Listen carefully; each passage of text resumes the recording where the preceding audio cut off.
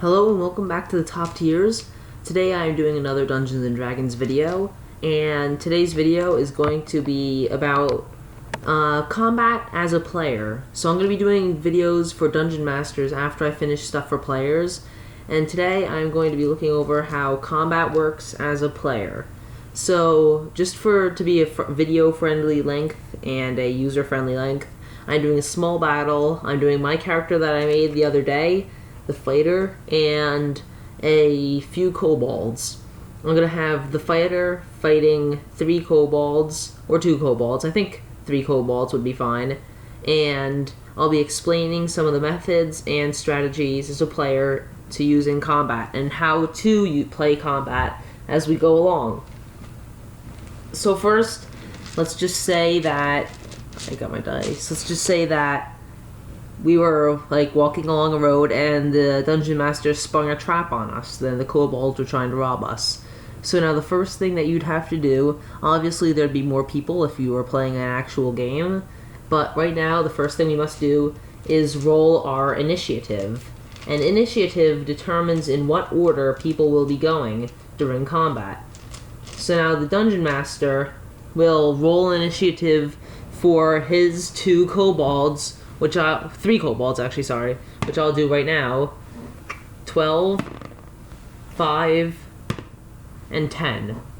And they all have plus 2s, so there's a 14, a 7, and a 12. So now I will roll my initiative. The DM doesn't have to tell you what his initiative rolls are. And he may tell you, but he may not tell you. So now for initiative, you roll a 20-sided die, and I rolled a 14.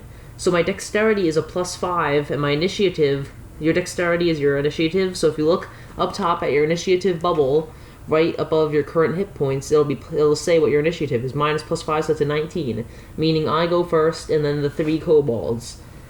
So now now we're actually fighting.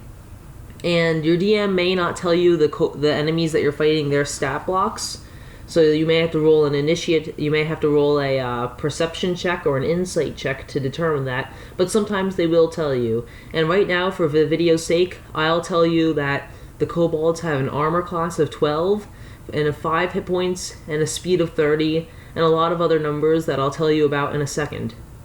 So now, starting off, I'll attack the kobold that goes directly after me. So the first kobold, I'll attack him. So now I have to take my 20-sided dice, as you see here in the camera, and I will roll to see if I can beat a 12. I have a plus 4 to strength, so I have to roll an 8 or higher, and I have a plus 2 proficiency. So since I'm proficient with the weapon I'm using my glaive, so the glaive would do a d10 damage.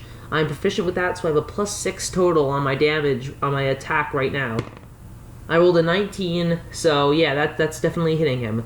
So plus 6, I don't even have to worry about because his armor class is 12, and I beat that 12 with my 19 alone. So now, here comes the fun part, which is rolling for damage. Give me a second to try to find a 10-sided die, and I think... Alright, here's one. I had to find one for a second there, so I'm using a 10-sided die, and I will roll my d10 to see how much damage I deal. I deal 8 damage plus 4 because of my strength score up here, so that's 12 damage. So that kobold is dead. So now there's 2 kobolds left. Now my DM would go, he'd roll this 20-sided die to see if he hits me. My armor class is 18. He rolls a 20. Wow, okay, so he rolls a 20, so that's a critical hit. The DM just critical hit it on me, so now he rolls the normal kobold damage is a d4 or a 4-sided die because their dagger attack. So now the kobold would be rolling 2d4, or depending on how you do it in your group, you can maybe roll 1d4, double the number. There's a lot of ways of doing it. So now I'll get my 2 4-sided dice here, and I'll roll them to see how much damage is dealt to me. 7 damage is dealt to me, so I have 13 hit points minus 7, I have 5 health left after that hit. Now it's next kobold's turn, the DM will roll for him. That kobold rolls a 1 and misses me. So now it's back up to the top with my turn. I'll be targeting the kobold that hit me the first time, or the one that's going after me now. I rolled an 18, so I will hit the kobold. And now, because of that, I'm going to take my 10-sided die and roll it. I rolled a 5, so that will kill the kobold. So there's one kobold left. Alright, there's one kobold left. Now, we're going to see what the DM does here. Oh, sorry, guys. The DM rolls to see if he can hit me. He rolls an 8. He misses. So it's my turn. I roll a 1, and I miss. So because I rolled a 1 there, I didn't hit since the kobold's armor class is 12, and I only have a +6 to that roll, so it'll be a 7. Now back down to the DM with him. And now let's say the DM is going to want to use his ranged attack, the sling. So now let's see. He's gonna roll. He rolls a 13, and that would not hit. So now my turn, but now I'd have to use my bow because the target is out of range of my glaive attack. We'll say that he ran. And so now the target, I'll target him. 5, I miss. Now, the DM is going to make a mistake here. He's going to say the kobold moves backwards a little bit more to give himself more room to use his sling. That, however, would evoke an opportunity attack, letting me attack even though it's not my turn. So I rolled an attack, I rolled a 4, and that misses. But that would have let me hit even if it wasn't my turn. If a target just moves, instead of saying it dashes or disengages, that evokes an opportunity attack. So now the kobold will go. He rolls a 15, and he hits, as he has, I'm going to say that he hits, just because I want to get, combat moving here. So I have 5 hit points left. He rolls a 4-sided die, and he rolls a 1, so I have 4 hit points left.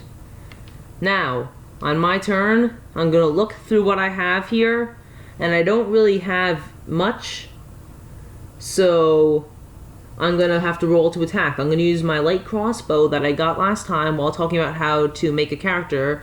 I'm going to roll this. I failed miserably, and this is where the combat gets a little bit slow because, it's a lot of times it just goes from person to person. Like right now, I'm missing and they're missing, and that's the bad side about combat, because a lot of the times it just goes on a dry streak like this where everyone just misses repeatedly. So now, let's just say that let's just say that I criticaled, just for this. I criticaled on the kobold, meaning that I'd roll 2 8-sided die. So let's find 8-sided die now. There's 1, there's 2. See, these are the 8-sided die. I'd roll my 2 8-sided die, and I rolled 10, meaning that I killed that kobold. So combat is over, I killed the kobold, and I have 5 health left. Let's say, or from an earlier exploration, I got a health potion, and health potions would heal you for let's say, D6 health, which is the usual what health potions would heal you for. So now combat is over, so I want to use a health potion. I'd roll this 6-sided die, and I rolled a 2, so now I have 6 health left. Not a lot, but it's enough. And next time, I'm going to be going over how to level up your character. And I'm sorry guys, you're probably going to get pretty annoyed at this, but you remember last time how I didn't write down the descriptions of dueling and second wind, because I figured I wouldn't be really needing this again? Well, this time I could have used it in combat. I'll go over some descriptions, stuff like that next time. So I could have given you an example on how to use your abilities, but I'll do a couple more things, such as I'm going to do next time how to level up, and then I'm going to start helping Dungeon Masters. I'm going to help Dungeon Masters run encounters, so run when they're attacking the players, and I'm going to be using my fighter again that I made for this series. I'm going to go over how to make proper traps that don't seem forced, how to make random encounters that don't seem forced, and other things that will just generally help the Dungeon Master make the game flow a little bit better and give them some ideas and strategies. But that's the end of today's video. I hope you guys enjoyed. Don't forget to like and subscribe, and I'll see you here on the top tiers.